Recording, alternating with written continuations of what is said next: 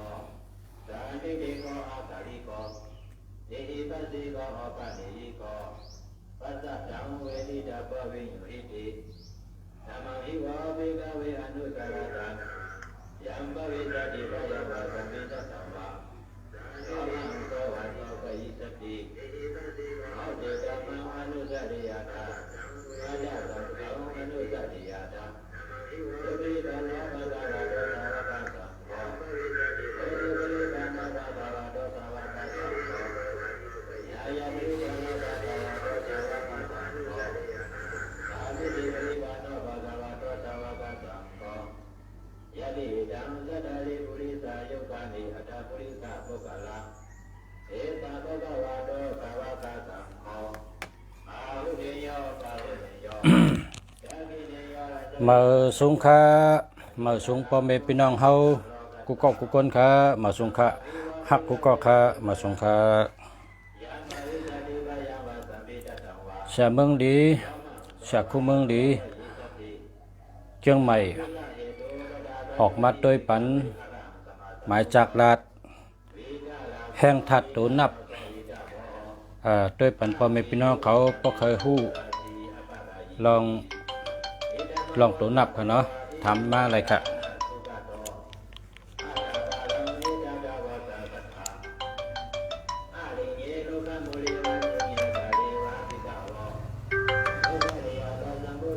ฮัลโหลค่ะ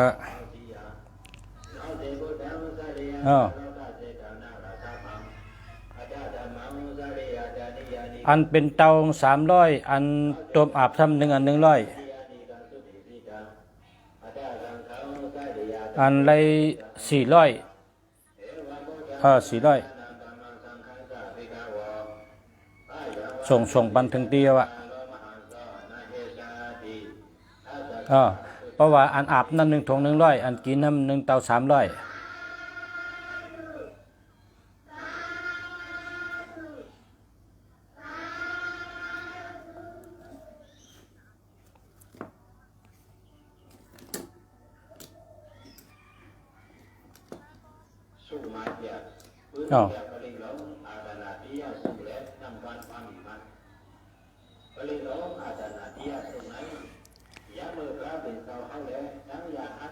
กำประชาทั่วขึ้นน่ะตัวเดียวในไทยทอดสดอยู่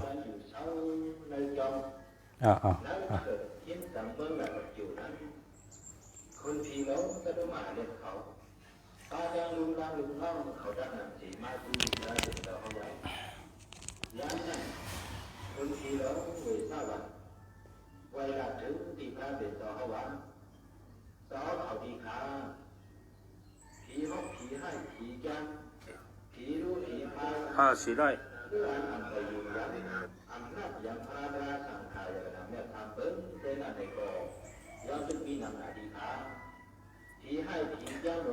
มันครับมันโหมัน063465836อันนี้ดีค่ะดีเต้ๆค่ะ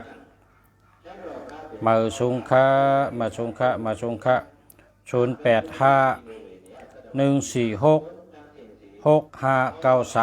มัน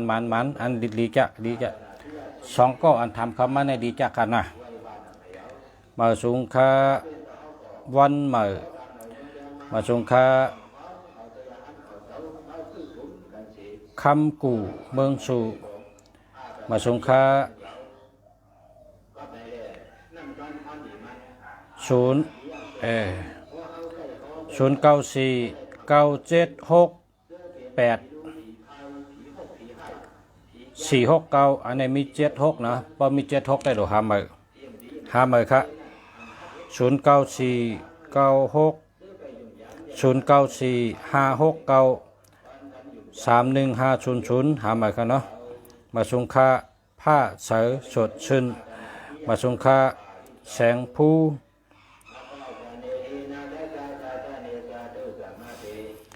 แขกโจแก็บเมืองผัง0946768469หามือครับ0874666296อันนี้เดียวครับ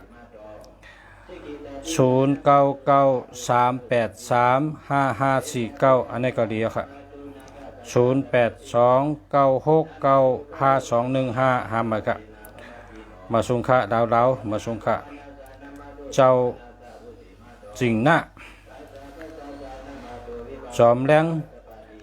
0978802462มันมีศูนย์ในกลางหำอะครับ0657618847หำอะครับ0634890674หำอะครับ0942658402หำอะครับ0876827769หำอะครับ0847466296อันนี้ลีเอาค่ะ0838140723หำอะครับ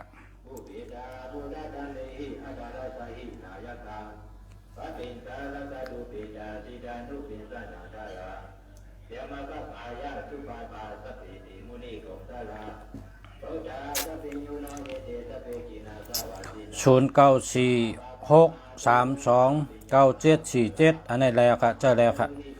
0864335643อันนี้เจอแล้วครับ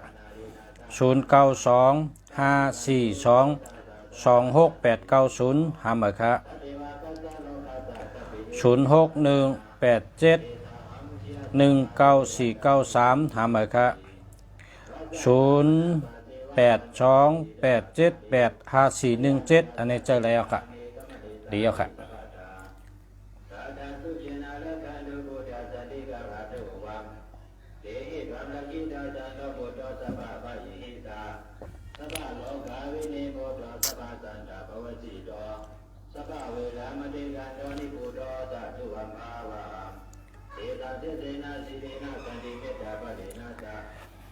0629586529อันนี้เจอแล้วครับ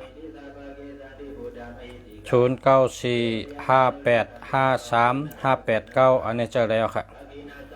0629597890อันนี้หำอะครับ0838140723หำอะครับ0881596384หำอะครับ0985381182หำอะครับ0873039530หำอะครับ0634791751เจอแล้วครับ0992903630หำอะครับ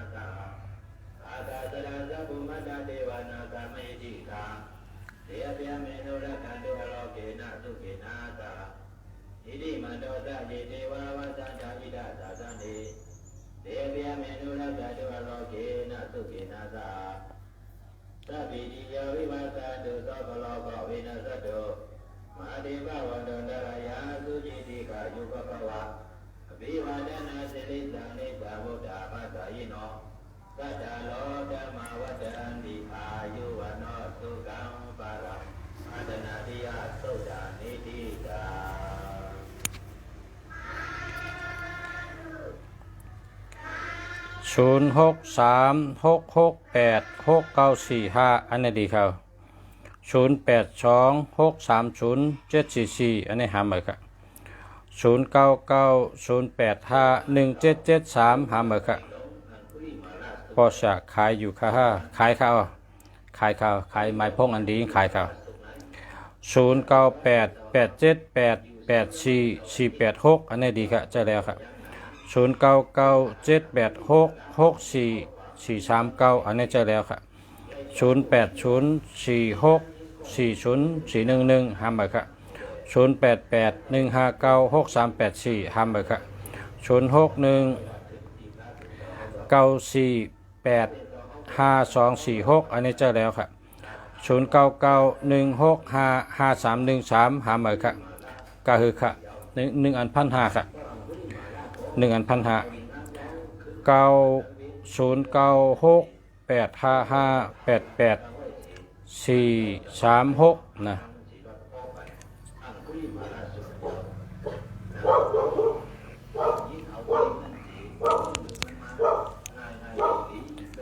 จะแล้วครับจะแล้วว่า096855883436จะแล้วครับ0617177218ทำไหมครับ0874866296จะแล้วครับ0804146588 080ก็ทำไหมครับ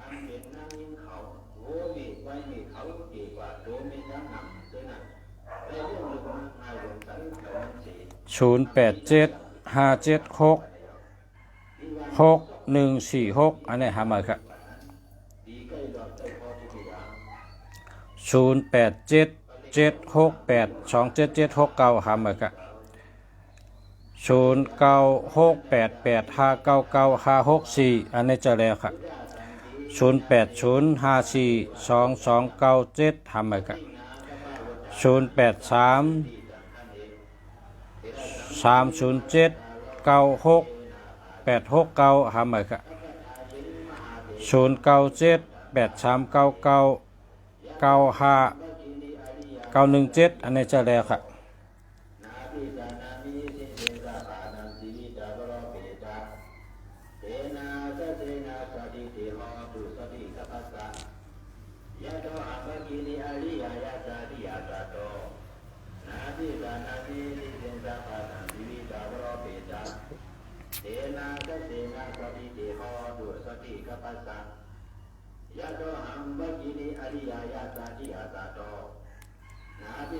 0628545770หามาครับ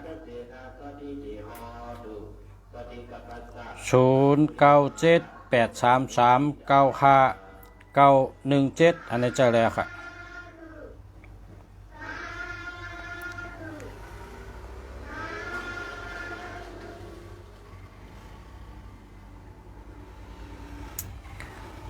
0618735261หามาครับ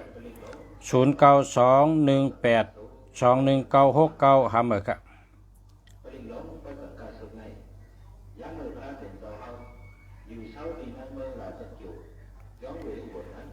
ปันแห้งทอมอยู่ที่ทุ่งเมาค่ะยินจมค่ะทุ่งเมาเมืองไทยเฮานะ0921821969หามาครับ0643345773หามาครับ0660109832หามาครับ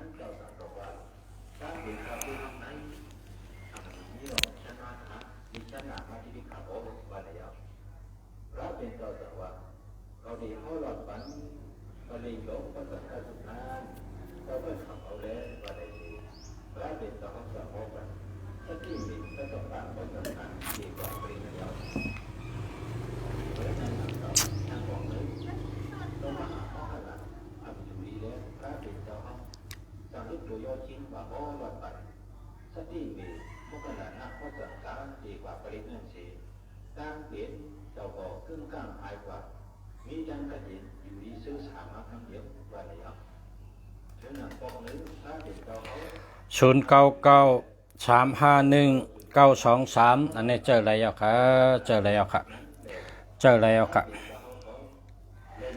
เก่าๆในดีเต้ๆนะเก่าๆใน998 899 989ดีเต้ๆนะเพราะพามีเนี่ยดีเต้ๆ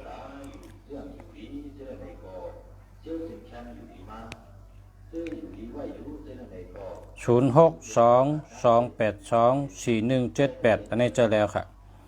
063 478 1574อันนี้หามาค่ะหามาค่ะ063 478 1574เนี่ยหามาเพราะว่า18เนี่ยเป็นดีเจอนะ18เนี่ยมันดีเจอเพราะเจอ18เนี่ย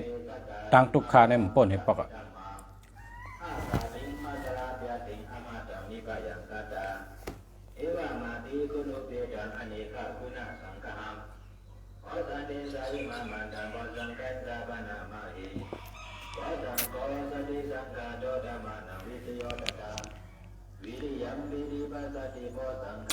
0962273334หามาครับ0899537426หามาครับ0942584259จะแล้วครับ0894479429จะแล้วครับ0942584259จะแล้วครับ0841769609หามาครับ0996891401หามาครับ0979833897จะแล้วครับ0804799053หามาครับ0943135826หามาครับ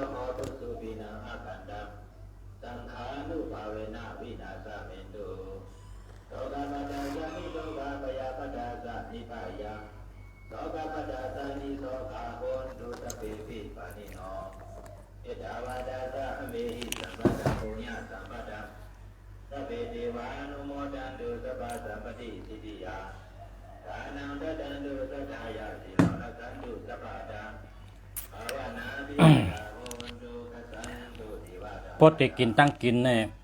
อันเมียวหังก็ยาหลุดตัววันหมดอายุมันตั้งกินเมืองไทยใน ป้อมฮู้ว่าอันใดหมดอายุแน่อย่าไปกินเพราะว่าอันคำมุนในการเพิ่นเฮ็ด3 วันหมดอายุ3 วันหมดอายุจังได๋ก็มีพอเฮาได้กินหังก็เฮาต้วยว่าหมดอายุเมื่อไหร่อายุมีถึงเมื่อไหร่เนี่ยให้ต้วยดีๆจังก็กิน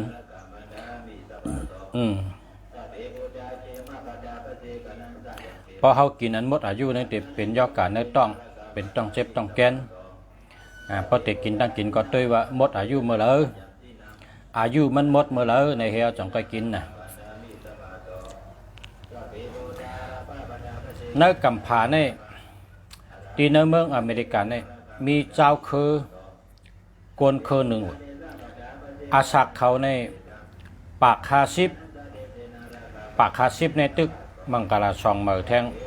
ตึกมีลูกแทงตึกมีนาเฮินตาเย่ไรแทงว่าปาก50เนี่ยอันตีวานเขาในเป็นวานนอกหน้าปังตังกาในถึงมีกาตังกาในความถึงเพราะใครก่อนดีวันเขาเนี่ยดูได้ขี่เครื่องบินให้กับลงขี่เครื่องบินกับลงให้เอาจังไปกะดีวันเขาคนเมืองไทยเนี่ยเชิญเป็นคนมีนั่นเขาจู้เงินกันให้กับตัววะตัวเดียวเนี่ยเปิ้นเมาเฮอวินกับเป็นลำนะเมาเฮอวินลำหนึ่งกว่าลูกตีเมืองกอกกว่าลงตีเมืองอเมริกันลูกตีเมืองอเมริกันแฮมพื้นขี่เครื่องบินอเมริกันแฮมกับลงแทงบ้านคนอาศักยาวคนเคยในอาศักยาวเห็นเปิ้นในลุมผ้าตั้งกินเขาก็กินผักเขียวกินผักเขียวกำน้ำกินผักเย็นนั่งเขียวแล้วก็อยู่ในร้อยอันแปลกเหลือเปิ้นอันหลากหลายเหลือเปิ้นเป็นพิเศษแต่คนเคยในเขากินเก๋อเปิ้นห้องว่าเก๋อล้ำนะครับเก๋อล้ำในออกที่เมืองเขานะครับมันเป็นหมากหินครับมันเป็นหมากหินนะเป็นหมากหินอันเป็นหมากหินที่ในเมืองมันก็มีอยู่ครับเมื่อเขาคักก็เรียกเนี่ยขายปริกเช่ค่ะเนาะขายปริกเช่นั่นมีเกือ2 มิลค่ะในปริกเช่เนี่ยก้อยกะก้นหวานก้นเมืองเขาเนี่ยกินค่ะกินเปิ้นเอาป้องยาค่ะก้อยกะอันก้นเมืองกะลาอันที่อาศักยาวหรือเปิ้นเนี่ยเขาซ้ำขำกินเกืออันเมียวเขากินเนี่ยเกือเมียวเขากินเนี่ยขำกินเขาซ้ำกินเกืออันออกที่เมืองเขานั่นนะเปิ้นว่าเกือดำนะครับเกือดำเพราะเผยใครชื่อกินก็ในเมืองไทยก็มีขายตัวเดียวในมีขายครับเป็นหมักหินอะไรครับหมักหินตั้ง100ครับเปิ้นว่าหมักหินนี่เป็นอายุเป็นล้านปีครับเหี่ยวของเจ็มเหมือนจังเกิงเปิ้นเอาขึ้นเอามาตำพองเอามาขึ้นเป็นพองให้ขายลำพึดแล้วก็เหม็นนะคือลำแบบแต่ว่าพอกินในวันน่ะพอตำมาสั่งพ่อเนี่ยเอาใส่ให้กินในวันนะครับคือลำเนี่ยนะอันนี้พอกินอาศักยาวพอเผยใครกินคือลำอาศักยาวก็ซื้อกินที่เมืองไทยมีอยู่เพราะว่าอำพูดที่ซื้อค่ะในก็สั่งมาตีลุงเสียซื้อมากินกิน1 วันครึ่งเจาะเพราะเป็นเจาะเรียกก็กินวันเจาะเฮ็ดถือกินก็ไรอยู่ครับใส่ผักกินก็ไรใส่น้ำหมักพายกินก็ไรใส่น้ำเนงกินก็ไรนะเป็นเกลือล้ำอันหันในปริกเชที่เมืองมันในเมืองใต้เขาเมื่อเขาก็เรียกเนี่ยเพราะกว่าชื่อมันเตเลมากกว่าชื่อปริกเชมาเนี่ยปลามากามมาในเขาห้องว่าซิงทอนะครับเนี่ยซิงทอเยาวก็ซาปกนะครับว่ามี2 ชื่อซาปกในลำพืดแล้วก็เม้นเตเม้นว่านะซาปกเนี่ยเป็นเกิงกัน แล้วก็สิ่งทอในก็เจียมนะครับเป็นหมักหินครับเจียมน่ะก่อนนั้นในเปิ่นกินคนเมืองเขาแต่คนเมืองใต้ได้มีพอกินมีแต่สลาป้องยาเขาก็รู้จักนะเปิ่นขายในร้านปริกเชก็อันเปิ่นเอามาขายที่เมืองไทยมันเหมือนนั้นครับมันเหมือนนั้นมันเหมือนกันก้อยกลางดงฉาว่าแต่มันเหมือนกันนะแต่ว่าเพราะว่าเฮิงแน่ใจได้หรือซื้อกินที่เมืองไทยเนี่ยนะอันนี้แน่ใจอันที่เมืองไทยนั้นชาปกอันว่านั้นมันเหม็นเต้ครับนะมีพอกินแต่ว่าอันมีที่เมืองไทยเนี่ยเขาคัดซ้ำซื้อมากินเหม็นแต่นั่นครับ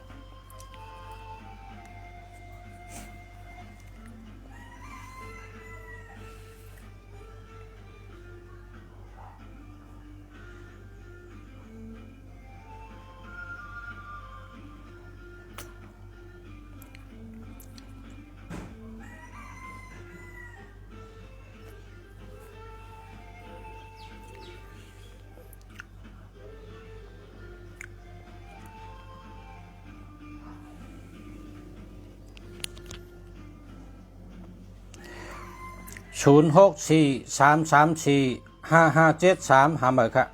00601098332หาเบอร์ครับ0622241579อันนี้เจอแล้ว099351 923อันนี้เจอแล้วครับ0622822471 อันนี้เจอแล้วครับ0634788157หาเบอร์ครับ0962273334หาเบอร์ครับ0899537426หาเบอร์ครับ0945822559เจอแล้วครับ0894479429เจอแล้วครับ0942582559เจอแล้วครับ0841766009 9609หาเบอร์ครับ0996814001หาเบอร์ครับ0979838978เจอแล้วครับ0804790053หาเบอร์ครับ094313352826หาเบอร์ครับ0881944591หาเบอร์ครับ6034758774หาเบอร์ครับ082227625475หาเบอร์ครับ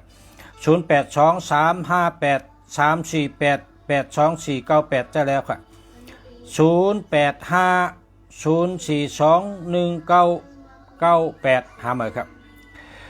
0634974338จะแล้วครับ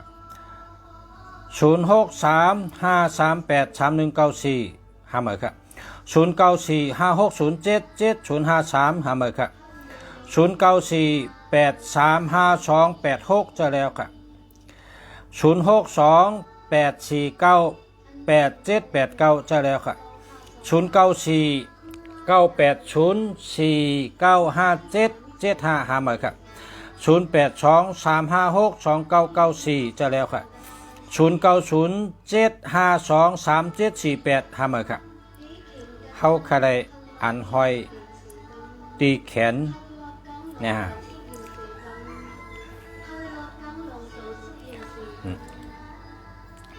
ใครก็เมาเลยเฮาใครได้อันห้อยตีแขนนี่ก็จะเนี่ยเมาเลยใครก็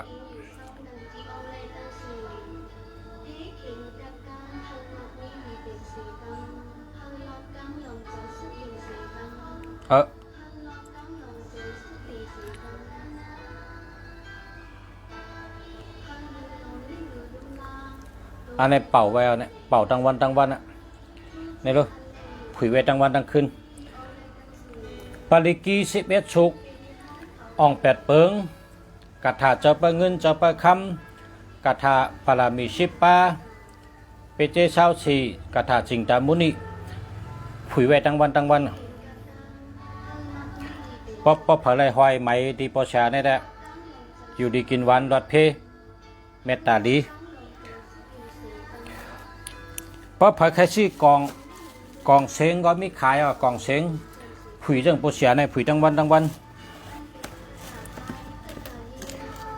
ชื่ ชื่อกล่องเชงกับผุยฮังกุ้ยก็ได้นะครับกล่องเชงอันนี้มีปริกี11ชุกนะมีปริกี11ชุกแล้วครับมีอ่อง8เปิงมีกระถาเงินล้านกระถาจะเปิงเงินจะเปิงคำเมตตาชุกมีความแผ่เมตตาความส่งเมตตาแล้วก็มีปารามีชิปาอันนี้แคมป์กันอันนี้เป็นกล่องอ่ะพอเมื่อหัดเทือนก็เสียบสายเหี้ยผุยทั้งวันพอตื่นนอนก็ปิกเหี้ยพอตื่นมากก็ผุยกำเดียวลุงเสียในพอตื่นมากก็ผุยกำเดียวอ่ำไปล่างนาพอตื่นมากก็ผุยติ๊กเนี่ยพอผุยกองหม้อให้ในห้างกล้วยแล้วพอตื่นมื่อนอนก็ขึ้นปิกเนี่ยขึ้นปิกเหี้ยลีนะครับเมื่อเดี๋ยวนั้นขึ้นกับขึ้นปานหนาวอ่ะมันอยู่ที่ตัวเจ้าเก่าได้เฮ็ดนั่นก็ง่ายหนาวเขาอ่ำพูดตีมันปอชาเนี่ยปอชาอยู่เกี้ยงใหม่ค่ะปอชาอยู่เกี้ยงใหม่อันนี้เนี่ยพักอะไรมาเฮิรนปอชาอะไรในมาอะไรปอชาได้มัดปานนั้นเนี่ยไหมวันปลิกเปิดห้องว่าไหมเมตตาปารามีเจ้าปอสินธรรมเจ้าปอสินธรรมเจ้าครูว่าวุ้นจุ่มนะเปิดห้องว่าไหมมัดมือเมตตาปารามีเจ้าปอสินธรรมเจ้าปอครูบาวุ้นจุ่ม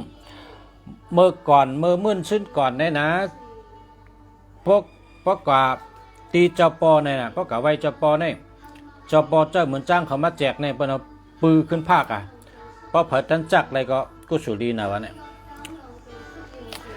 เมื่อเดี๋ยวได้เป็นเจ้าปอกับเขาทำ3 ปี 3 เดือน 3 วัน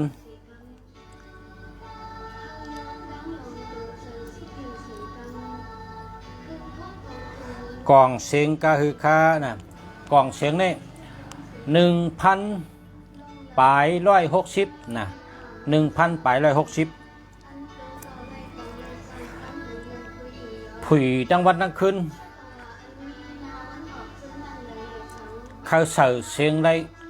เขาใส่เสียงอย่างก็ใส่ได้ทั้งเมื่อเดี๋ยวได้ใส่ไว้16 กิกนะ16 กิก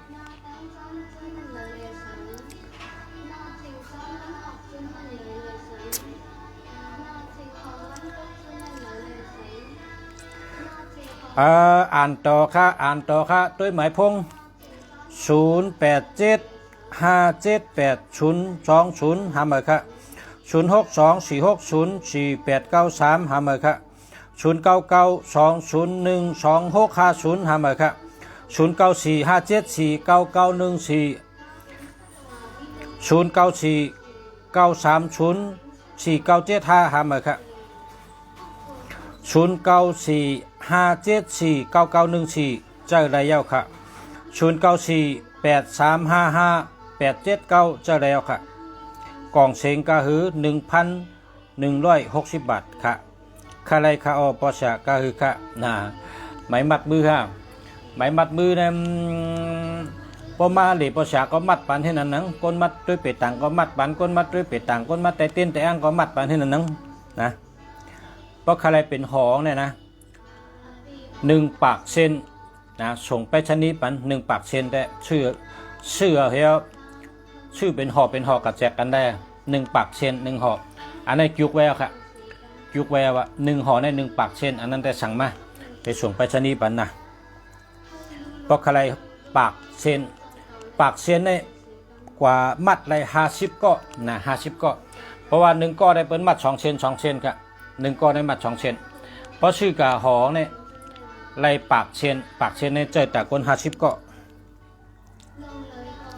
0972799599หามาค่ะ27เปิ้นเจอ27เองผ่านเงิน0943435124อันนี้หามาค่ะ12เปิ้นเจอค่ะ0949309475หามาค่ะตัดท่องตรงอย่าได้ใช้งาคู่เดิน6 มนวัน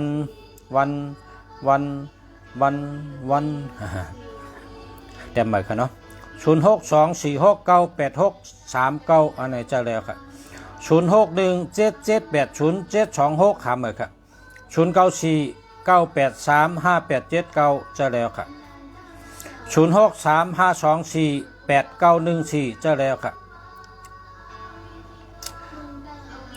0625892551หาเมอค่ะ0929946315หาเมอค่ะ0876827769หาเมอค่ะหมด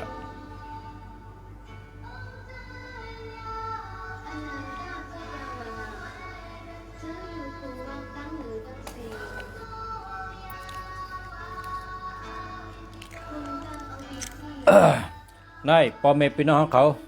เพราะใครจะเปิดเงินจะเปิดคำตัดได้หอยคอนะจะเปิดเงินจะเปิดคำหอยคออันนี้ก็อะไรอะครับพระพายอะไรนี่ครับจะเปิดเงินจะเปิดคำหอยคอกันเนาะเอาสองไว้จับตัวครับหอยคอก็อะไรใช้ไว้ในถุงก็อะไรจะเปิดเงินจะเปิดคำแต่หอยคอครับ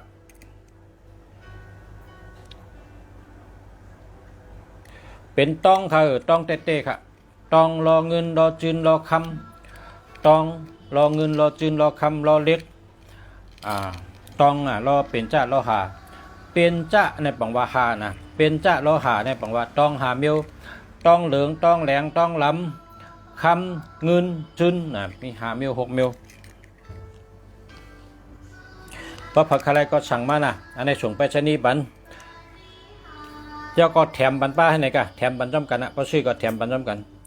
เพราะชื่อก็แถมบันจำกันให้ไหนนะเพราะชื่อจะเปิดเงินจะเปิดข้าวก็แถมบันป้า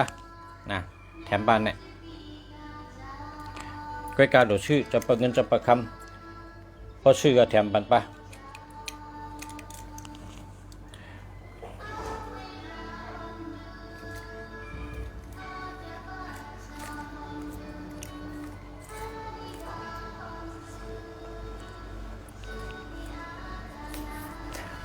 จะเปิดเงินจะเปิดคำอันนี้เด็กๆก็มีอันเด็ก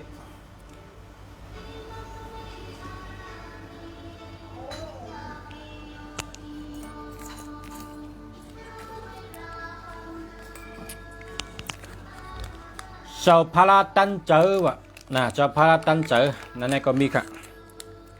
นะครับพาราตันเจออันนี้หมุนเจ้าเขาเฮ็ดอันนี้ตีจ้องเขาในกำเดียวนะเจ้าพาราตันเจอเนี่ยนี่อันนี้เป็นต้องค่ะเป็นต้องเป็นจ้าโลหะนะต้องเป็นจ้าโลหะเป็นต้องล้ำต้องจัดเก่าค่ะอันนี้เป็นคำว่าพาราตันเจอในกระปุกอะไรก็สั่งมาส่งไปชนีปันไรค่ะเจ้าพาราตันเจอในกำเมืองใต้ในว่าคือขลาเนี่ยกำเมืองใต้ในเป็นว่าพาราชุดตองเป้เนี่ยว่าพาราชุดตองเป้เนี่ยว่ากำเมืองไทยบนห้องว่าพาราชุดตองเป้กำไทยเนี่ยว่าพาราตันเจอในแห้งในห้องล่ะเนี่ยเพราะว่าพาราสู่แล้วอันเฮ็ดใช่แล้วเย้ากำเดียวนั้นบนห้องว่าพาราตันเจออาทิตย์ปีเป็นจังนั้นก็พาราอันเฮ็ดเย้าในวันเดียวเย้าในจูมองเดียวนั่นน่ะบนห้องพาราตันเจอพาราสู่เลยก็เย้าเพราะว่าเฮ็ดใน1 ชั่วโมงเย้า1 ชั่วโมงเฮ็ดในวันเดียวเย้าวันเดียวเฮ็ดในชั่วโมงนั้นเย้าในชั่วโมงนั้นนั่นน่ะเป็นห้องพาราตันเจอนะกำไทยว่าพาราตันเจอกวยกะกำไตคำว่าหังเนี่ยพาราชุดตองปีเนี่ยแต่ละเฮ็ดเย้าวันเดียวก็ป้องคำคืนน้ำเจอวะป้องคำคืนคำบ้านน้ำเจอวะพาราชุดตองปีเนี่ยแต่เป็นพาราเฮ็ดเมื่อไหร่เย้าเมื่อไหร่ก็ค่ะลูกเฮ็ดเต็มเจ้านะเฮ็ดวันเดียวบางขุนชิกยามาจอยให้ขุนชิกยามาจอยช้อนให้เย้าในวันเดียวพาราตองก็วันเดียวพาราลินก็วันเดียวนั่นน่ะเปิ้นเฮ็ดพาราชุดตองปีเปิ้นเฮ็ดวันเดียวเฮ็ดในวันเดียวเย้าวันเดียวเนี่ยพาราชุดตองปีพอเงินเมืองเฮาเตตกก็คือค่ะเจ้าอาจิงหน้าจอมแรงเมืองเมาส่งเมืองเมาค่ะส่งเมืองเมาก็พอเงินเมืองเฮาได้ตก100,000ในเมื่อถึงที่ย่องจะห้องกันนะ100,000 ปอหังปอก็หลุดใจตะกามาเอากล้วยพอใจตะกามาเอากล้วยแต่มถึงแสนฮะพอลูกจะนี่มือเมืองเมาเนี่ยเราเลยส่งจอมกาเปิดห้องว่าร้อยน้ำคงอันนั้นฮะพอเมื่อหอดเมืองเมาเนี่ยแต่เลยเมื่อถึงกิกกาเนี่ยเจ้าเขาเตมาหาเอาที่กิกกาค่ะขาดส่งกับมันเตเล่ในเห็นนั้นน่ะส่งมันเตเล่ในปอกาฮอดกิกกามันเตเล่เขาก็กัดโทรศัพท์หาฉึกพงหาคนนั้นอยู่นั้นมันเตเล่ก็ขี่กาออกมาเอาตีร้อยน้ำคงตีกาน้ำคงค่ะมันเตเล่ได้เลยส่งหลายกอค่ะตั้งย่านก็หลายกอค่ะตั้งย่านก็ส่งน้ำคำก็ส่งค่ะหลายส่งเมืองซูก็ส่งเยอะเกียงตองก็ส่งเยอะปังหลงตองจี้จะในยามส่งเอาค่ะพอเมื่อขอดก็เจ้ากาในเตกัดอยู่ที่กิกกาให้ก็โทรหาโทรพงหาสืบพงหาค่ะห้ามแต่อะไรมาหับเอาที่กาเขานะ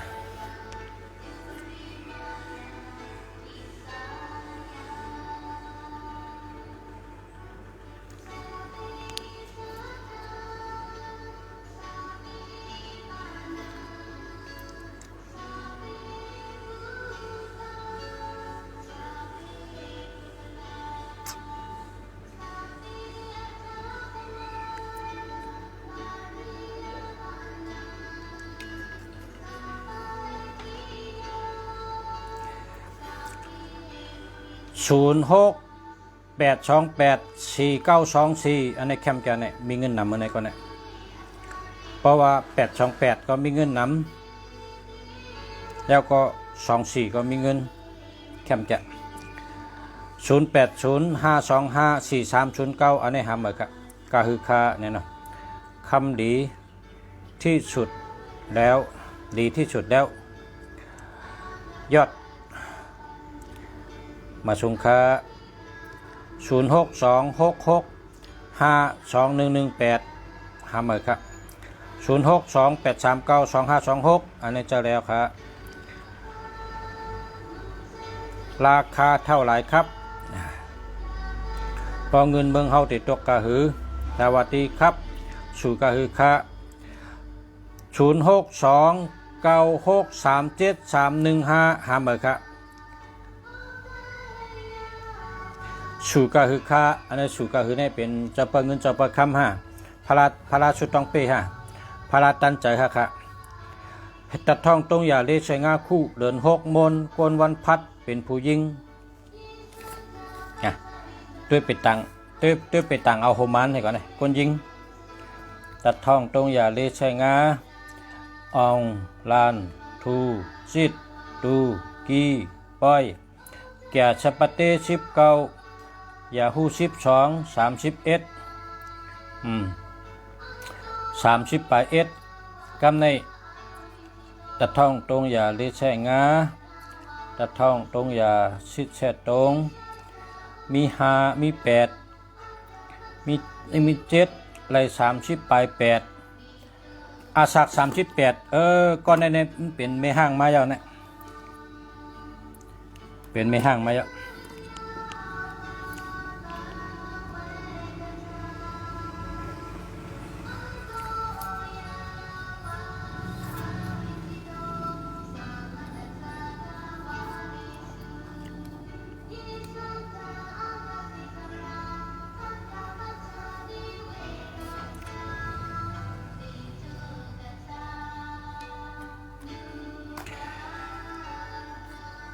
คน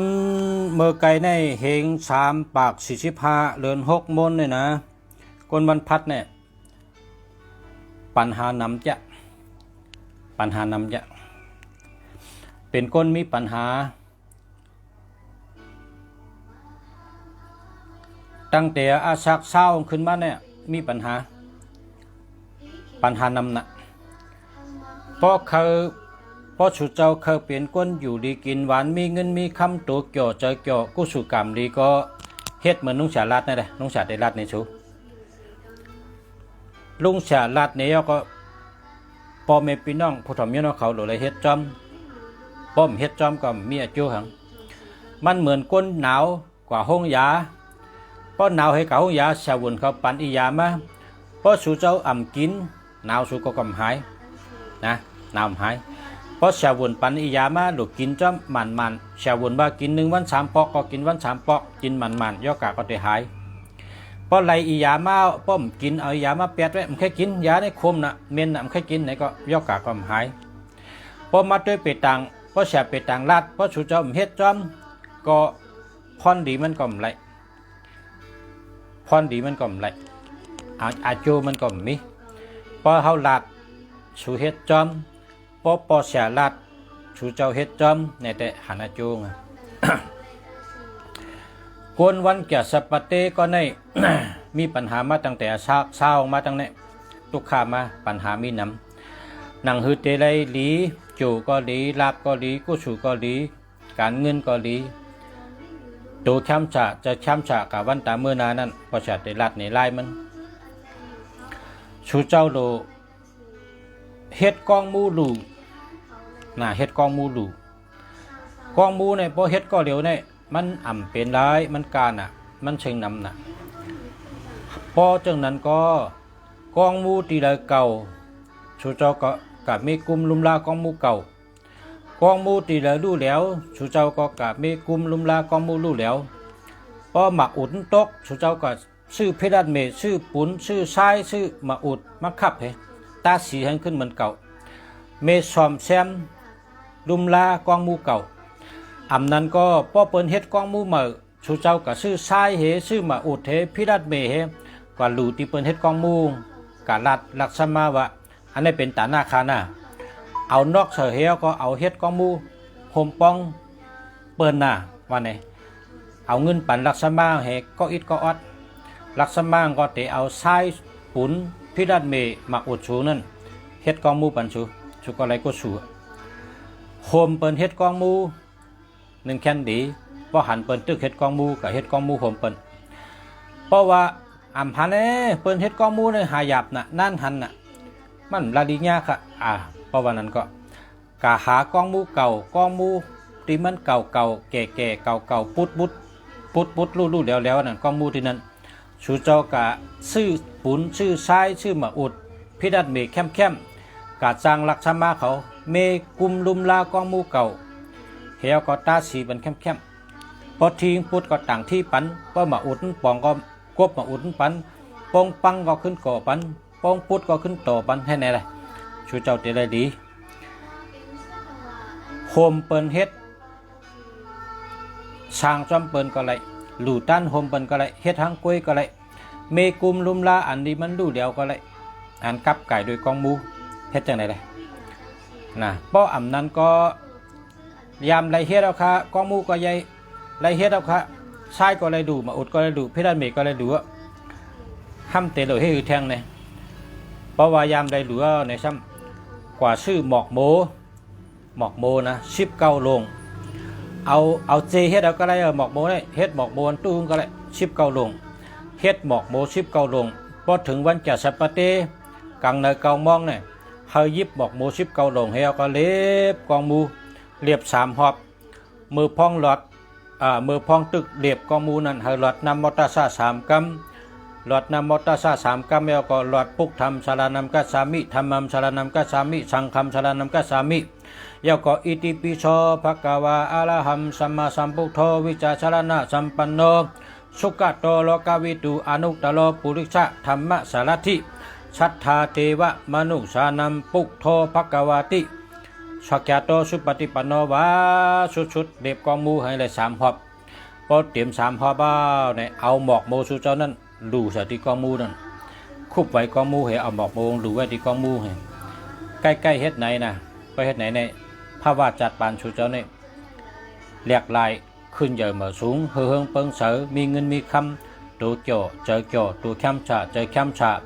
ปัญหากูเมียวก็หายหมดมีปัญหาจังนาเฮินก็ดีไปอยู่ดีก็เข้มการเงินก็ดีการงานก็ดีนาเฮินก็ดีไต้ก็ดีชื่อเสียงก็ดีก็หักก็ดีย่อสั่งว่าเป็นย่อการเนื้อต้อง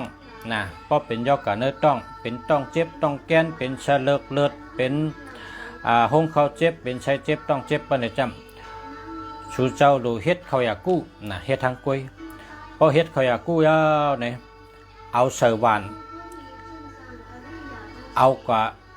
เรียบกองมูนั่น3 หอบพอเรียบกองมู3 หอบมือพองทึกเรียบนั่นเฮรอดนำมัตตาซา3 กำปุกทำสาดานำแก่สามิธรรมัมสาดานำกะสามิสังฆัมสาดานำกะสามิยากรอดอิติปิโชแล้วไทยเลย3 หอบป้องเต็ม3 หอบเอาเขาอยากกู้ชูเจ้านั้นดูเสียที่กองมูนั่นพอดูที่กองมูก็ชูเจ้ามาเฮิรนแห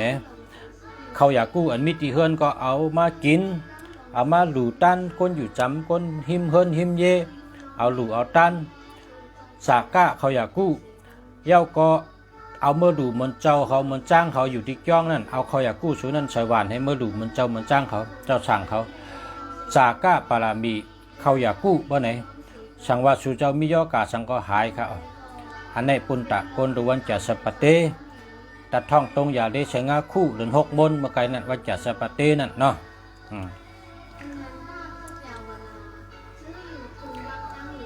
ลาดปันนะฮอปันนะลาดปันเนี่ยฮอปันเนี่ยแก่เต้นั่นมันดูได้เฮ็ดกองมูเปิ้นว่ามานเป้มานเตกองมูไตเป้ไตตังเผินคู่พี่น้องไตเฮาอยู่เมืองเหลออยู่วันเหลออยู่ที่ไหนก็เฮาแฮนเผินคู่ไว้กูหอกูเฮิรนน่ะเฮิรนผาเฮิรนมันแต่ไรเป็นคนหากินง่ายมีเงินมีคำนะเมื่อเขาก็เรียกในเมื่อเขาก็เรียกเขาตึกเกิดมาในเพราะแมวเขาเนี่ยเขาแฮนกูก็เขาแฮนเผินเนี่ยนะเขาว่าเฮือเผินคู่เนี่ยเป็นว่าคู่กล้าขายเนี่ยครับคู่กล้าคู่ขายกล้าขายดีวันนั้นคำพองเป็นมอวิบก็แฮนเผินคู่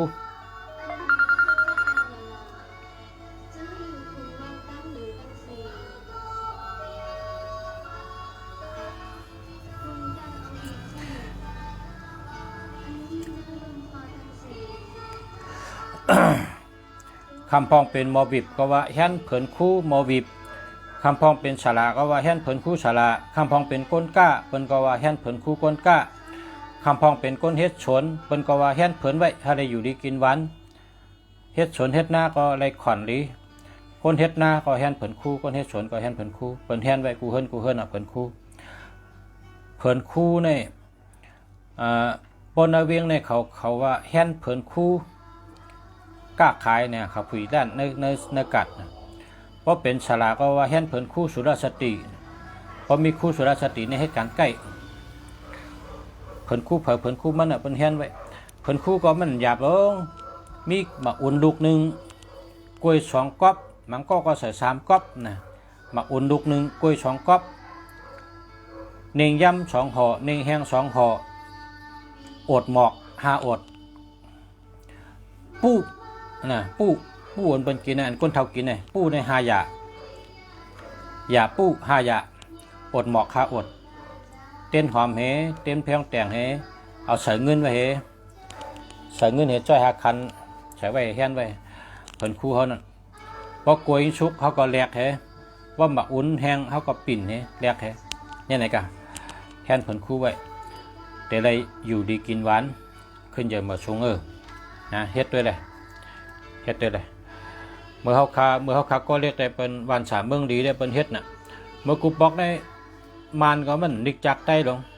มานนี่ก็มีเนื้อตับไงคำกว่าจำบันดอกหน้าปังให้คำกว่าด้วยเมื่อเขาก็เรียกนะ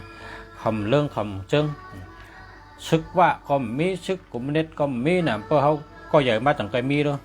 เพราะเขาก็ใหญ่มาเขาเป็นบ่าวว่าตั้งแต่ปอมาน่ะกุมเน็ตปอมาว่าปอมาว่ามันกาตีเงียบคนเมืองหับช่อให้ปอตายจำถึงจำคือว่าเขาก็ใหญ่เขาตั้งแต่ยินน่ะเนาะก็ใหญ่พอเนเวงเมื่อกุปอกแต่มันมีค่ะเมื่อเผื่อเขาก็ใหญ่มากเขาจงไปชุกชักให้นิกจักกันฮะนะพอบันนิกจักกันได้ทุ่งจำจะได้หายกับว่าโกนนี่ก็มันอยู่กับอะไรกองไรโกนเนาะทุ่งจำอันดีก็หายกันพอคำพองได้หากินหาย่ำไม่ขนาดตั้นแฮนผลคู่นะว่าเต้เมื่อวัน3 เมืองดีได้เป็นแฮนน่ะ เมื่อเขาก็เรียกหันแมวเขาเนี่ยเมื่ออาชักเขา7-8 ขวบเนี่ยเขาหันแมวเขาในแฮนตาเชียนะเพิ่นแฮนไว้เพิ่นคู่มันหยาบเขารู้แฮนเพิ่นคู่มีพลาให้สูงก็พลาเนี่ยก็ให้พลาเขานั้นให้ตั้งสูงมีคืบปลายนี่ก็พลาพอมีพลาให้สูงเฮาก็แฮนเพิ่นคู่ไว้ล่ะสุเจ้าที่หันจูงก็นะมีกล้วยมีหมะอุ่นดูไว้มันมีเนื้อปืนก็เลยหรอมันมีเนื้อเจอไตเขาเนี่ยไตเขาเนี่ยเป็นว่าไตเป้ไตตังเผินคู่มันเตมันเป้มันเตะกองมูเขเป้เขคุดคู่นะเขในกะดีเมืองเขในเป็นเฮ็ดคู่เว้งไว้ต่อถึงตัวเดียวเป็นเฮ็ดไว้เป็นห้องว่าเป็นน้องกะเลก่อนนะกำแพงเมืองเขเนี่ยนะเป็นกะเลก่อนมานทำกะฮอดกะละตีกองมูติ๊กๆนะมานกะฮอดกะละมานเฮ็ดกองมูติ๊กๆเมื่อเขาขึ้นเมื่อที่เมืองโกกางเนี่ยเมื่อกูปอกในเมืองโกกางในเมืองใต้เขาล่ะเจ้าภาคขาขนเนี่ยจังมันการในมาในเมื่ออยู่ที่โหวานเขาห้องว่าวานจามเปียนะครับตึกมีต่อตัวเดียวจามเปียหยอมาในเมื่ออยู่ก็ดีโหวานให้ก็เฮ็ดกองมูหังก้อยเขาคะมนเจ้าก็มีป้าคนซึกมานั่นนะเฮ็ดทั้งวันทั้งคืนเฮ็ดอยู่ทั้งเขาอะนะเขาเฮ็ดเขาตาทุนต่างที่ก็ในเขาเฮ็ดยาในเขาเฮ็ดวางเข้มเพราะเขาเฮ็ดยาในเขาจังปอดเท้าในปอดเท้าไข่ในเฮาในเพราะเขาเฮ็ดกองมูยาวในเขาขึ้นเฮ็ดเข้มเฮ็ดวางเข้มเฮ็ดกองมูเข้มตาสีต่างที่ในเขาจังไกลห้องเหมือนเจ้ามาด้วยครับปางเหมือนเจ้ามาชุงชมแล้วก็จี้สั่งคนเมืองให้กูเฮินเดี๋ยวได้มาเพิ่มมาไรเนี่ยวะเดี๋ยวได้มากูเฮินเฮียก็อันเจ้าคนวันในมากาเฮเล็บกองมูของวะใต้ในกลางใดก็ไหกองไหมองน่ะไหกองคนยาวเฮียก็กาเล็บก็ได้เหมือนจ้างเขาว่าชุงชมก็เป็นทำกับชมเฮวันปริเคพัดกำภาวาเฮทำหับฉินหับทำเฮหับพรในหับหยัดน้ำเฮตั้งแต่กองมูสูนั่นมาเนี่ยกูกลางในตกต่อถึงตัวเหลียวในครับว่าปะเท้าใครปะเท้าต้องไปตายเพราะใครพบปะเท้าก็มีอาชัก90 ไปตัวเดียวเนี่ยปะเท้าเนี่ยอยู่ในกูกลางกันเดียวปะเท้าเป็นกูกลางมีตัวเดียวค่ะไปตายค่ะอาชัก90 ไปตึกต้องกูมีค่ะแม่เท่าก็ไปตายเป็นโคเจ้าค่ะเป็นโคเจ้าในกูกลางกันเดียว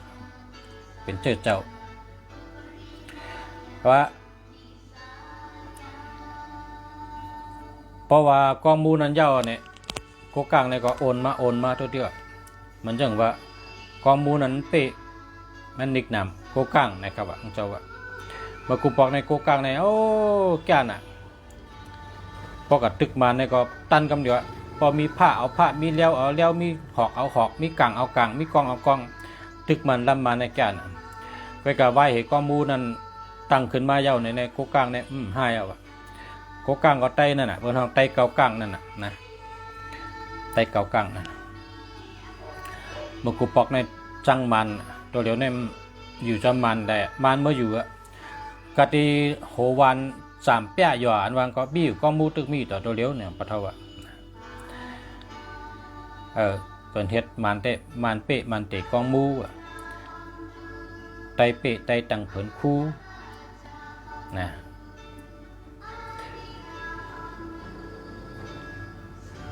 เฮาโหลเฮ็ด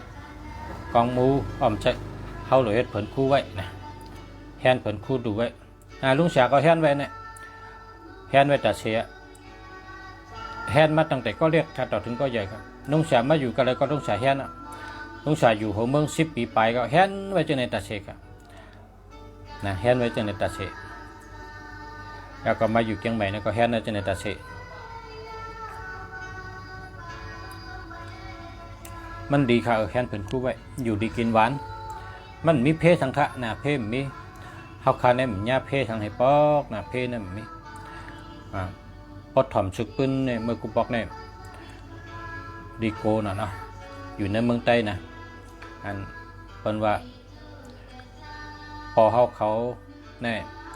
พอเท่าใครนี่ว่าพอเขาในก่อเฮ็ดไทยว่ะ ก็เนี่ยซึกมันป้อตายไปแต่บ่เฮาเนี่ยป้อตายให้เอาเป็ดตกน้ำปอนว่ะนะแล้วก็ปีไอเฮานี่ก็มันป้อมันมัดแขนทำบ่แหงหมดอ่ะขางแขนหน้าแข้งจะแหงหมดอ่ะเป็นว่ามันป้อมันนิกจักมันกุปอกนั้นเมือกนั่นนะก็หันก้นจำบานจำหน้าจำเถื่อนจำเคยในป้อแหมป้อเปิ่นกว่าแล้วเอาทึมไปจำหกจำยุ่มเห็นเจ้านั่นน่ะลิโกนเขาอยู่กันเลยก็อยู่ในเมืองใต้ก็อยู่เมืองไทยก็เขาหลูแฮนเผินคู่ไว้นะใต้เขาแต่มีพระเหตุสูนึงนะแฮนเผินคู่ไว้แล้วก็พอตื่นมาก็ลูกไว้พระเหอิติปิโสภะคะวะอะระหังสัมมาสัมพุทโธวิจารสรณะสัมปันโนสุขโตโลกวิทูอนุตตโรปุริสธรรมสารถิชัตถาติวะมนุสนังพุทโธภะคะวะติเนี่ยไว้กุวันว่าอิติปิโสสักแกโตสุปฏิบัติโตเนี่ยว่ากุวันพอตื่นนอนก็ขึ้นมาว่าแทงอิติปิโสสักแกโตสุปฏิปันโนว่าให้องค์ไก่มือนอนว่ากุวันกังเนยคำกังเนยปอกกังคำปอกเป็นกรรมใบพลาใบป้าเผินคู่เขานั่นน่ะเนาะ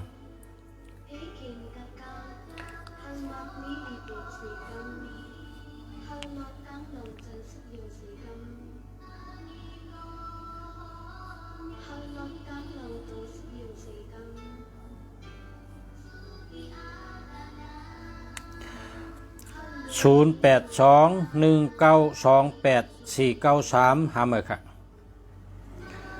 อายุ30คนวันพัด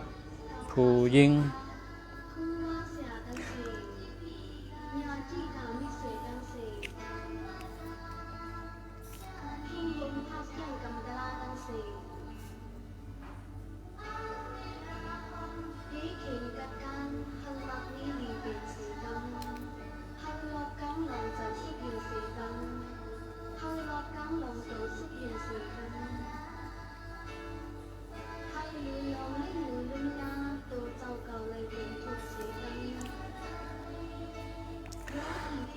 คนวันพัด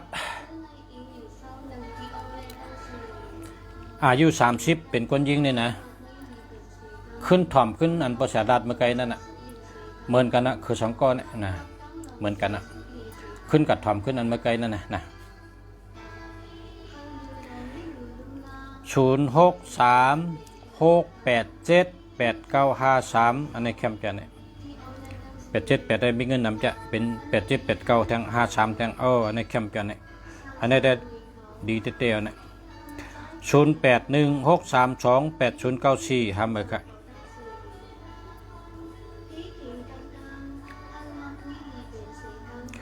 ลูกวันเสาร์อาศักเสาเก่าเพราะว่าเผาเกิดวันเสาร์เฮาโทรมาหาปชานะโทรมาหาปชาคนเกิดวันเสาร์ในโทรศัพท์มาเลยเตลาดนี้นะปชาเฮ็ดไว้ตากคนวันเสาร์คนวันเสาร์กูก็นะพอเผามีปัญหาโทรมาหาปชานะเตลาดนี้ไล่แกมันเฮามีบทมีเว้นอำนั้นก็มีย่อกะอำนั้นก็มีปัญหาจอยใดกำเดียวกันคนวันเสาร์อาศักเสาเก่านะเพราะใครแก่ให้มันดีขึ้นในโทรมาหาลุงชานะ0979673077นั่นในหามาครับ0828617839อันนี้เจอแล้วครับเมื่อสูงค่ะจองมีพระอันชูเล็กอ่ำปอเล็กหนาหนังเก่ามีค่ะมี1คืบ1จอมก็มีตาหอยคอก็มีค่ะนั่นเนาะ1คืบก็มี1จอมก็มีค่ะ0860431781หามือค่ะ0850655001หามือค่ะ0620585251หามือค่ะเฮงชามปาก41คู่เกิดวันพัดค่ะคนวันพัดเหมือนกันค่ะไล่แกงเหมือนกัน ตัดท่องตรงอย่างาแทรกชอกเดือน5รอง4ค่ำวันศุกร์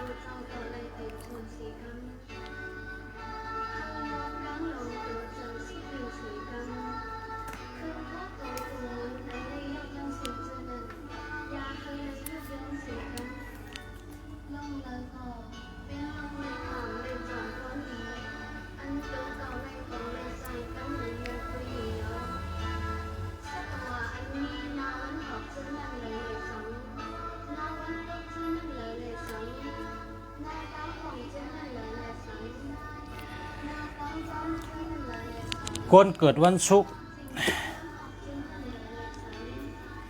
เฮง3 ปาก56คู่เดือน5รอง4ค่ำวันศุกร์นะคนยิงอันในปนทุกค่ายนะปนทุกค่ายปนข้อยค่ะตั้งแต่ในการในดีกุมเบี้ยวค่ะขึ้นเยอะเมื่อสูงเฮอเฮิงเปิ้งเสือ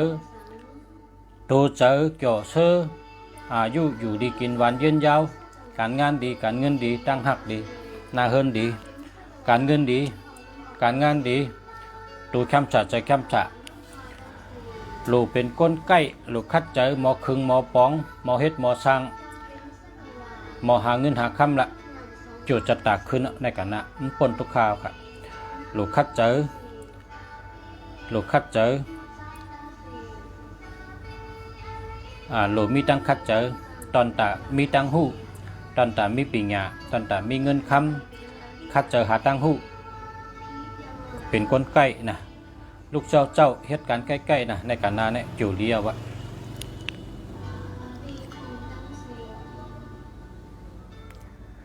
เพราะเผยลูกเจ้าเนี่ยเป็นสัตเทเพราะลูกเจ้าในเหตุการณ์เย้าน้ำเพราะคนลูกลาเนี่ยเป็นสัตเทเลยเพราะลูกลาในผ่านนะเพราะลูกเจ้าในสัตเทนะคนลูกเจ้าในเหตุการณ์เย้าน้ำครับนะเหตุการณ์เย้าน้ำ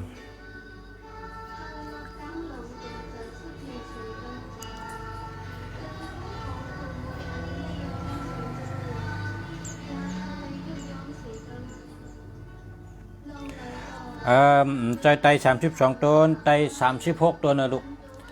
ไตเตี้ยนหอม36ตัวนะเมื่อในไตเมื่อในเดือนมดนะเพราะเผื่อใครเป็นสัตว์เทเพราะเผื่อใครมีเงินไตกำเดียวเมื่อในเตี้ยนหอม36ต้นกว่าไตเนื้อสวนเนื้อนากว่าไตเนื้อถึนเนื้อลอยกว่าไตตีอันตีปังนะอย่าปีไตเนื้อเฮินนะอย่าไปไตเนื้อเฮินเฮากัดไตเนื้อตีงเป็นกลางแจ้งเพราะกัดไตเนี่ยนะว่าข้าเขาในชื่อขัดจือใจเมืองดีเกิดวันแก่สัปเตอาศัก90 ปีในลาด3 กำนะข้าวราคาไตเตี้ยนเตี้ยนหอม36ต้นข้าอ้อขัดไตเตี้ยนในก็ช่างว่าคาไลพิษกายกรรมวจีกรรมมโนกรรมพิษชั่วพิษกรรมพิษตัวพิษเจอไลลัดพิษแดสังไลเฮ็ดพิษแดสังไลวนพิษแดสังวดอ8กุเมียวสังว่าคาไลพิษป้นเปลี่ยนเมนกะแค้นต่อเมตตากรุณาปล่อยวางข้างบรรคาใส่กรรมคาอย่าให้เป็นวดเป็นตามอย่าให้เป็นเช่นเป็นนามสังฆาไลตั้งใจก็ดีไลตั้งใจก็ดีหู้เสก็ดีหู้เสก็ดี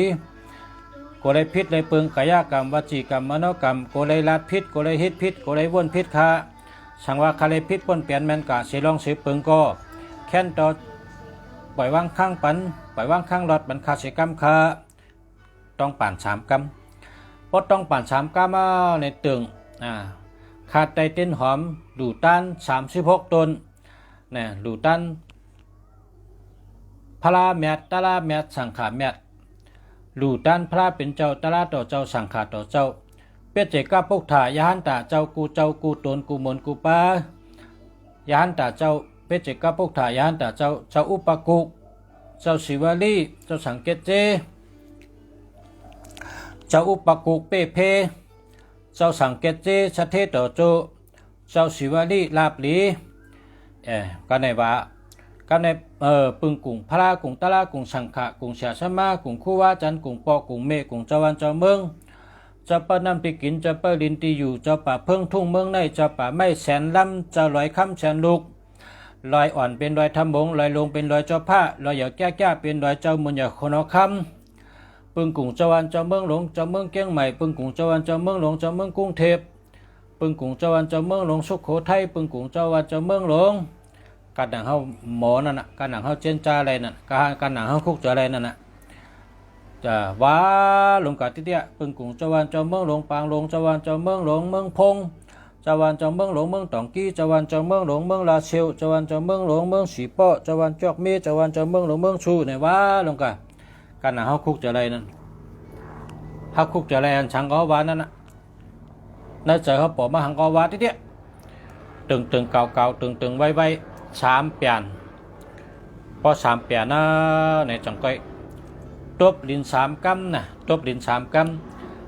เมทลานีเจ้าตีเจ้าตั้งหลายเมทลานีเจ้าตีเจ้าตั้งหลายเมทลานีเจ้าตีเจ้าตั้งหลายเนี่ยเมทลานีเนี่ยมันเป็นเมแผ่นดินนะเมแผ่นดินเป็นเมเปิลดิน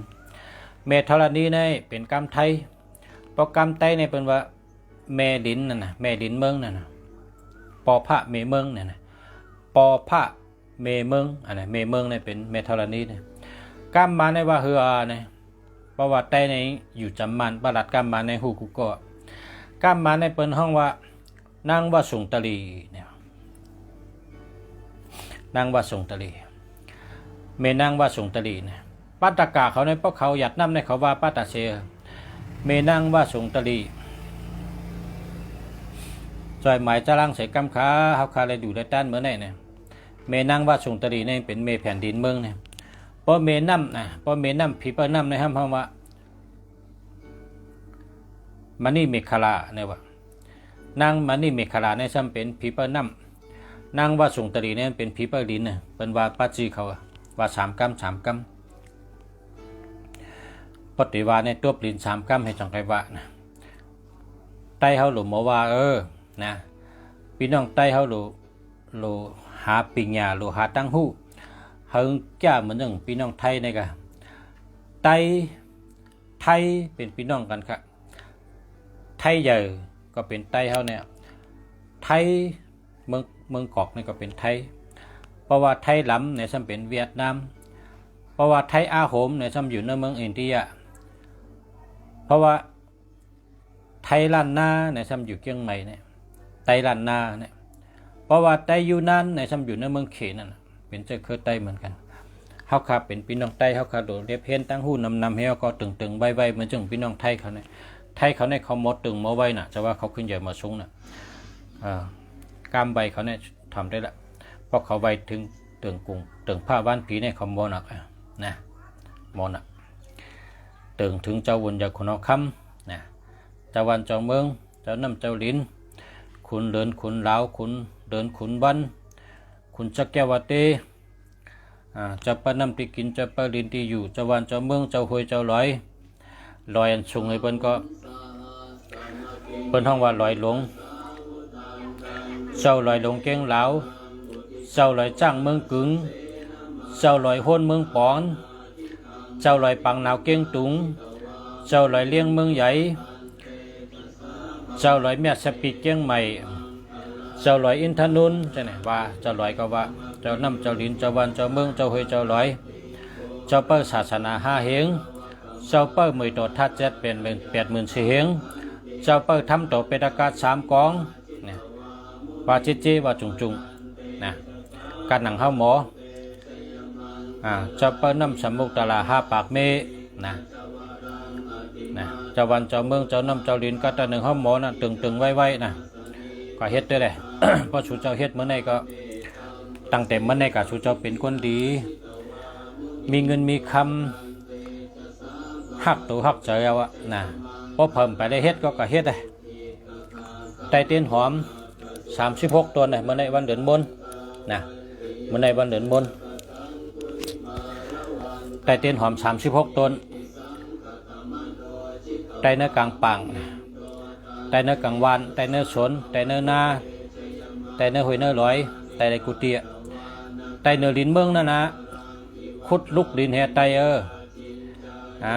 ขุดลุกดินแห่ไตกะลิ้นในแก่นนะบ่ห้ำขุดอินเนี่ยมันจังปักเตียนเท่าน่ะขุดลงให้ลูกตะไนให้เอาเตียนหอมปักเลย36ต้นนะไตเตียน36ต้นนะซึกไตเขาก็ไตเลยซึกไตเขาก็ไตเตียนหอม36ต้นชุดต้องให้เขาพร้อมกันเป็นน้ำหนึ่งใจเดียวกันเพราะว่าเขาพร้อมกันนะไตเขาในพอเขาพร้อมกันเพราะในได้เมืองไตอะไรก้อนขอมห้างนะพอเขาพร้อมกันเนี่ยเมืองไตตื่นใดหลอดแล้วก้อนขอมห้างพอเขาพร้อมกันเนี่ยเมืองไตตื่นใดหลอดแล้วก้อนขอมห้างเหมือนจังนังคนในเมืองไตเขาในกองเป็นไตเขากูกอกันเขาอยู่เมืองเดียวกันน่ะพี่น้องไตเป็นไตเหมือนกันพี่น้องปะโอก็ไตพี่น้องว่าก็ไตพี่น้องลอยก็ไตพี่น้องลอยไตแรงก็ไตพี่น้องวันให้ก็ไตพี่น้องเมืองลาก็ไตหนังกันนี่อยู่เมืองเดียวกันพอเขาอ่อมล้อมพร้อมกันนะเป็นน้ำหนึ่งใจเดียวกันไปไหนได้มาในเขากูเขาพร้อมกันเอาในเขาก็หู้แล้วนะพอเขาพร้อมกันเขาจะได้แชมป์ฉะเขาจะได้ขึ้นใหญ่มาสูงเขาจะได้เฮืองเปิงเสือพรดีนำมึงไตเต้นหอมไต36ต้นเผอก็ไตไรกูก็เหมือนเจ้าสุดเจ้ามาหาเงินหนุนในเมืองไทยก็ไตกะเขามีเงินนำพอเขาเฮ็ดสวนก็เขาไตในสวนเขาสวนเขาหลีพอเขาเฮ็ดนาเขาก็ไตในนาเขานาเขาหลีเขาเฮ็ดไห่เขาก็ไตในไห่เขาหลีเขาเฮ็ดตั้งการตั้งขายเขาก็ไตนาล้านเขาก็ล้านเขาขายหลีเขาอยู่กันเลยเขาก็ไตกันนั้นน่ะไตเตียนหอม36ต้นตึงไวจำหนังจึงลุงเสียลาดในชุดเจ้าเนี่ยกาแต่หนึ่งเขาเจนจ้าอะไรนั่นน่ะเจนจ้าไว้บ้วนไว้เตรียมไว้อันเดรีว่าอันเดรีตึงหาเจ้าดีพีแมทนะพาราแมทตาราแมทสังขาแมท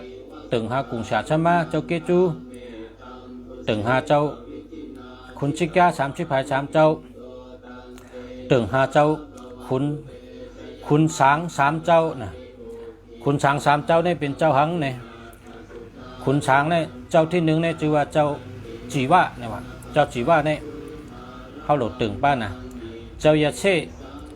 จีวะเนี่ยนี่ใหญ่เลยเป็นเจ้ายาเช่จีวะเนี่ยว่า3 กำในห้ำเจ้าวิษณุเนี่ยนะเจ้าวิษณุอันในห้ำจอยเปิ้นเพราะเปิ้นมีเพศเนี่ยก็จอยเป็นเนี่ยเจ้าวิษณุเนี่ยก็มีตึงไว้ป้ากำในเจ้าคุณช้างพรมนะพรมสีนาอันนี้ก็เป็นว่าโหลไรไว้เจ้าว่าเขาไว้ในเมตตาปันเฮาเมตตากรุณามุทิตาอุเบกขามันจะมี4 เมียวเมตตาอันวางก็เมตตาตั้งหักดีมันจะหักเขากรุณาอันวางลองเอ็ดดูในมันจะปันเฮามุทิตาอันวางลองห่มจมในกองปันเฮาอุเบกขาปล่อยวางข้างหลอดปันกันจังกันมีปฏิฆาติกันในมันจอยเลยในคุณช้าง3 เจ้าปอตึงกุงพระกุงตะลากุงสังขะกุงเสียสมากุงคู่ว่าจันกุงปอกุงเมกุงเจ้าวันเจ้าเมืองก็ตึงเจ้าดีพิเมียดคุณพีคุณช้างขาดจีก็ในนะอาศักกันในเกิดวันในนะหลัด3 กำให้ก็ย้อนชูปัดตึงย่อก็ย้อนชูมันในวันเหลือนบนค่ะไตค่ะ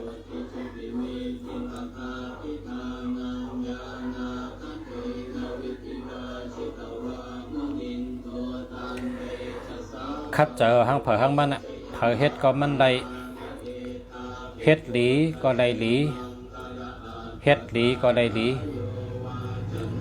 ลาดดีก็ได้ดีนะเฮ็ดเอาห้างเผอห้างมันตั้งเฮ็ดเจ้าเก่านั่นน่ะตั้งเฮ็ดเจ้าเก่าเฮ็ดจังหือก็ได้จังนั้นน่ะเฮ็ดลองดีก็ได้ลองดีลาดลองดีก็ได้ลองดีว่นลองดีก็ย่าอันดีนะ วนดองดีเฮ็ดลองดีลาดลองดีก็อันดีลองดีนั่นติมาจูเฮาวนก็วนดองอันดีลาดก็ลาดดองอันดีเฮ็ดก็เฮ็ดดองอันดีนะ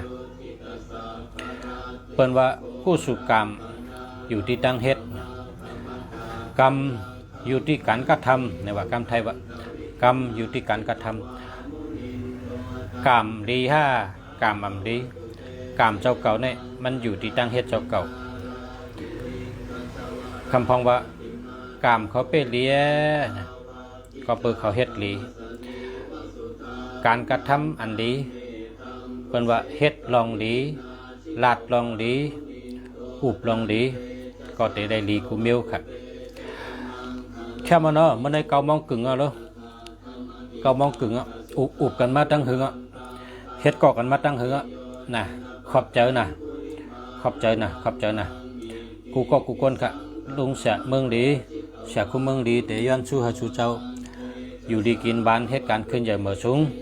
ถ้าได้อยู่ดีกินหวานหลอดเพศหลอดหยันเพศกังหยันกังกูก็กูคนนะถ้าได้อยู่ดีกินหวานก็เย็นเชื่อสะมีมังกรลีมังกรเมียดหลอดเพศหลอดหยันเพศกังหยันกังย้อนหาชูเจ้าอยู่ดีมีเงินห่างดีกึกปืนกูก็กูคนเสกำขามาสงขา